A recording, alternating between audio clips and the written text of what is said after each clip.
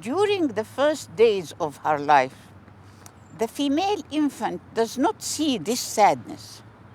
Her eyes, which open for the first time on this world, are too young, too innocent, unable to see the hidden. I was one of those female infants. Like them, I did not take in the scene with my own eyes. The original images were not registered in my memory. I have tried to retrieve them in my imagination. At that time, 100% of girls in Egypt, upper class, lower class, my mother was circumcised, my grandmother, regardless of class or anything, they were circumcised, and boys too. And I was very young, 6 or 7. It's like a nightmare, it's like a nightmare. And I wrote about it. But something happened, amnesia.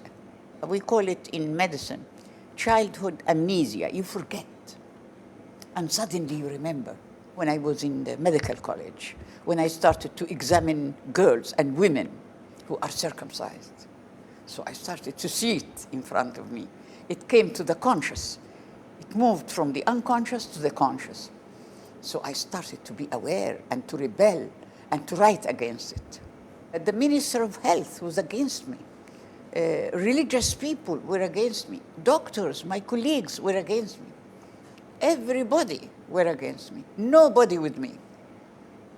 And they said this is against God, against... Christians were against me because Christians are also circumcised, boys and girls. So Muslims against me, Jewish people against me, everybody.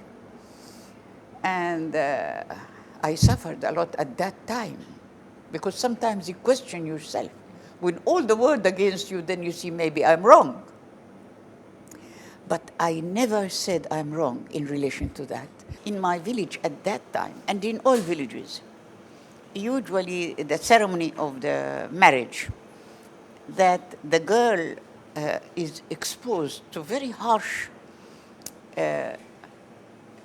operation, something like that, by the finger of the bridegroom to deflorate her. And then the family will take the blood of the hymen on a towel and show it to the people celebrating and saying, oh, this is the blood of honor of the man, it's the honor of the father.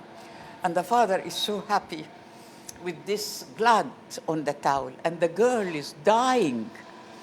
Some girls died of bleeding because the finger of the husband is big and the girl is young, 10 or 11 or 12. I felt that I have to educate the villagers. Health education is very important. They should know that this should not happen. And also with circumcision. The daya, the midwife, comes with her razor, not clean, and cut the clitoris. Sometimes she cuts other things, and the girl bleeds to death. And many girls died. I found myself as a doctor facing a whole of community, ignorance, cruelty, patriarchy, religion, because it was done under Christianity and Judaism and Islam. So I had to fight all. This was my education. I didn't study in university much.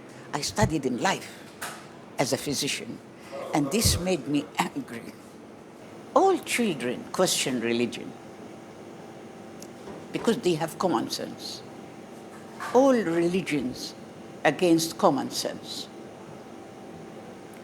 because all religions are built on double standard. Standard for women, standard for men. Standard for the rich, standard for the poor. I cannot believe in a God that is not just. He must be just. He or she must be just. Or he cannot be a God. And with the flourishing of religious groups, women are oppressed. Women went back to the veil, to circumcision. And that's why many trials were raised against me. And they don't like me, of course, the Muslim brothers. They don't like my work because it's against their political exploitation. because it's not a matter of religion. They use religion in politics. And religion itself is a political ideology. So it's politics, it's all politics.